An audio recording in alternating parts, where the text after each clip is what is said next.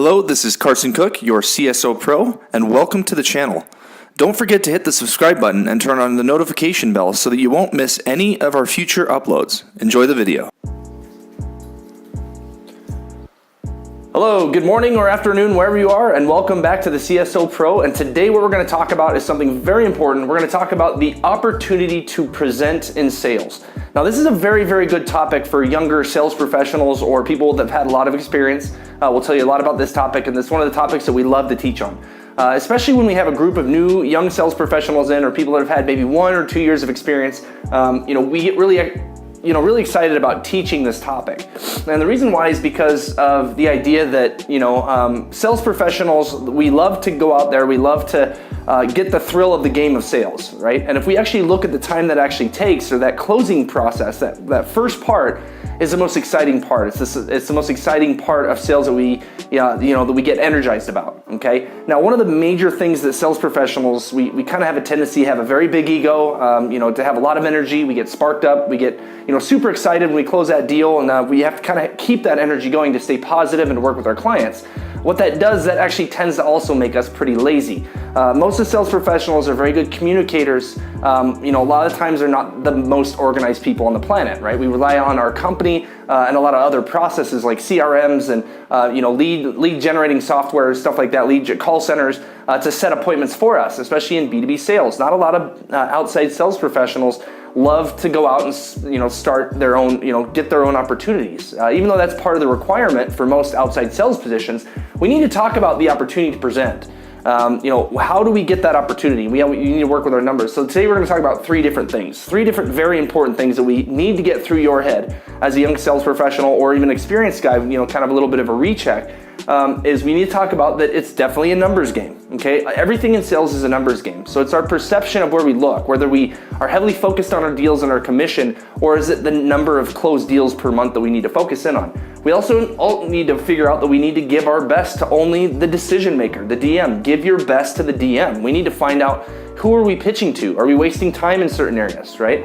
The next thing we're going to talk about in the opportunity to present is working backwards, okay? This is something that we definitely need to do. Most sales professionals don't do this, especially if you're young and new to the game. You need to work backwards on how much money you would like to make. We're going to have some sort of idea of how much commission we make per deal, and we're going to have some sort of idea of how many deals that translates per month, okay? And the top performer, we're going to talk about that and how that's going to play into this.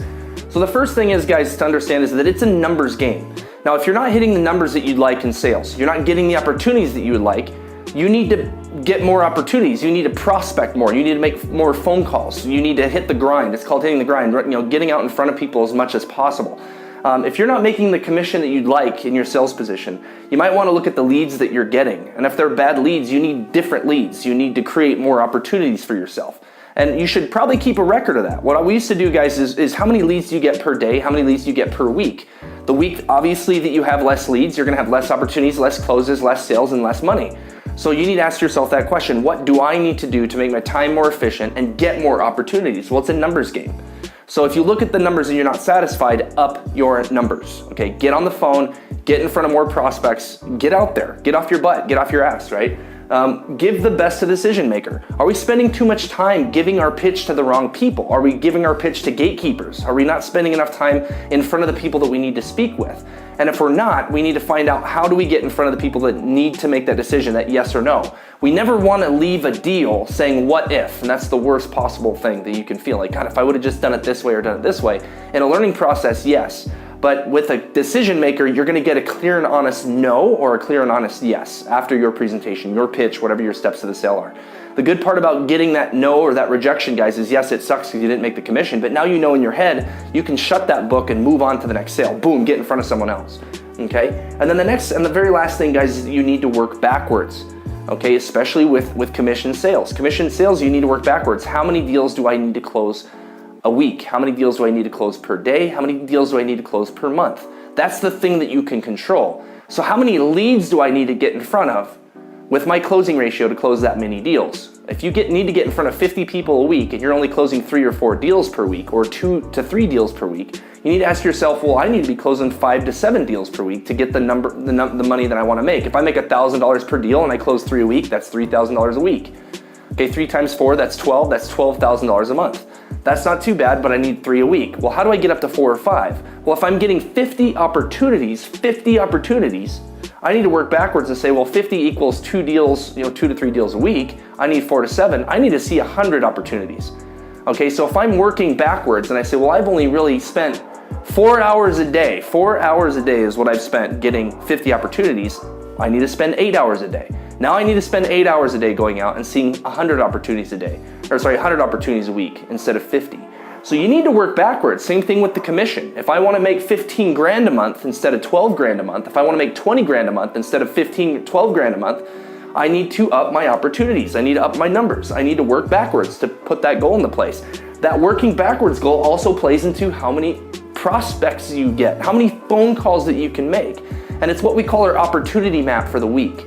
And you can only do this by experience. Get out there, get your hands dirty, get your feet wet, pick up that shovel, get in front of clients. Okay, do the grind. And then once you have a month of what you've earned, you can step back and look at that month and say, okay, I need to up this number. Right? So, but I kept track the whole way, every day I kept track of how many leads I talked to, how many people I got in front of, and I worked my way backwards and I found out exactly how much money I want to make. All right. So thanks a lot for tuning in, guys, and we'll see you soon.